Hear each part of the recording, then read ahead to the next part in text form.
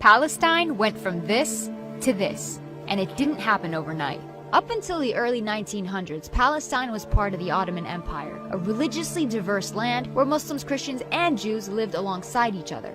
Then, things begin to change, with the start of the Zionist movement in Europe calling for the establishment of an independent Jewish state, ideally in Palestine. The first wave of European Jews start to immigrate. By the end of World War I, the Ottoman Empire collapses and Palestine is under British rule.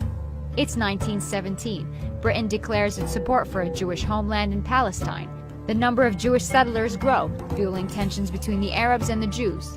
The violence between the two sides caused Britain to bow out and let the UN take over.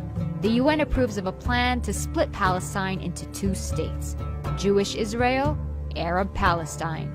The city of Jerusalem, which is sacred to Muslims, Christians, and Jews, is now a UN-controlled international zone.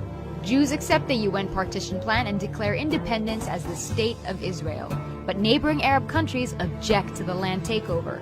This marks the beginning of the First Arab-Israeli War.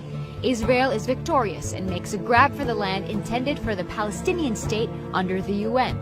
The land gets divided into three parts. Jordan occupies the West Bank and East Jerusalem, Egypt occupies Gaza, and the State of Israel takes 78% of historic Palestine, including West Jerusalem. 700,000 Palestinians become refugees as a result, and the day is remembered as al-Nakba, the catastrophe. It's 1967. The Six-Day War breaks out between Israel and neighboring Arab countries, and by the end of it, the map looks something like this. Palestine is now fully occupied by Israel. Despite the absence of a formal peace treaty, things start simmering down. Then Israelis start settling into Gaza and the West Bank, resulting in an Israeli-Palestinian struggle. Further peace talks prove unsuccessful. Palestinians lose hope, resulting in the Second Intifada, and Israel begins building walls and setting checkpoints to control Palestinian movement. It's 2005.